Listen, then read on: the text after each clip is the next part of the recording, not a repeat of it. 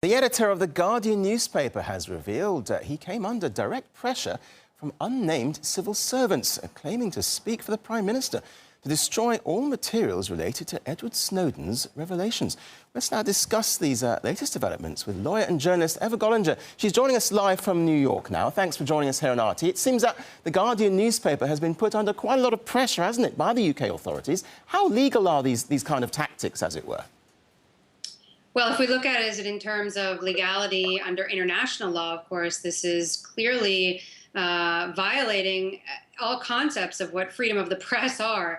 I mean, we're talking about a journalist, a media outlet, journalists who are now also being threatened, intimidated, their spouses, partners as well, being detained and interrogated. So clearly, I mean, there's been a decision made that anything related to Edward Snowden must be captured no matter what, violating anyone's rights and under any country's laws, because clearly this would be illegal in the United States. I would assume, I'm a lawyer from the US, not from the UK, but I would assume that if it's not completely illegal, it's definitely borderline, and they're crossing over some very delicate lines there in terms of the rights of journalists, the rights of the media, and basic civil rights in general.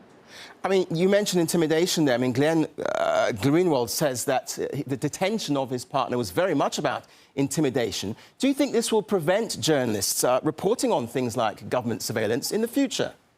I think it will depend on the journalist. Clearly, Glenn has come back and said, look, this isn't going to stop me whatsoever. In fact, it's just going to invigorate him even more to continue what he's doing.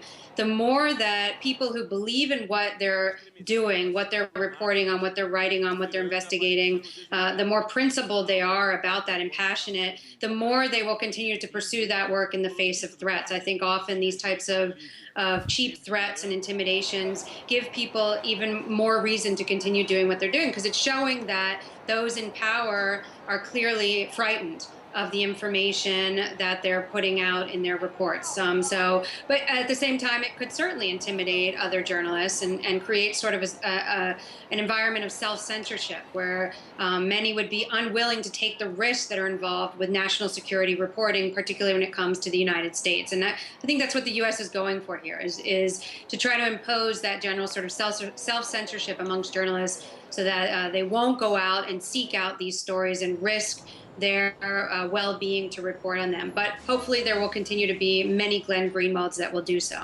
You mentioned the US there, and the White House says it has absolutely no involvement in Miranda's detention. Do you believe that? No, I don't believe that for a second.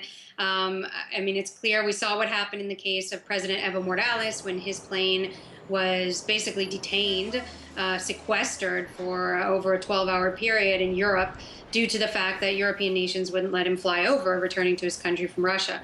The U.S. at that time also said it had no role. But, I mean, we're talking about a search that's going on for Edward Snowden, or a search and capture, as it would be, knowing where he is, and they're trying to get him by any means necessary. And it's the United States who's leading that effort. It's not the UK, and it's not other European nations. They're merely abiding by the wishes of the United States. Obviously, the UK is one of the strongest allies of the United States, so they're not going to betray the United States if Washington makes such a request. And what I believe is that Washington has simply put out there to all of its allies, look, anyone related to Edward Snowden must be detained if they come into your territory, and the UK abided by that and did their duty.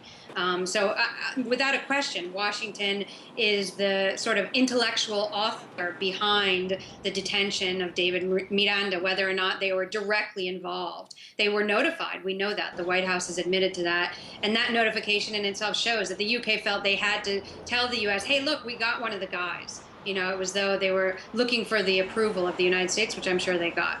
OK, I'll have to leave it there. Lawyer and journalist Eva Gollinger, thanks very much for your views here today on RT.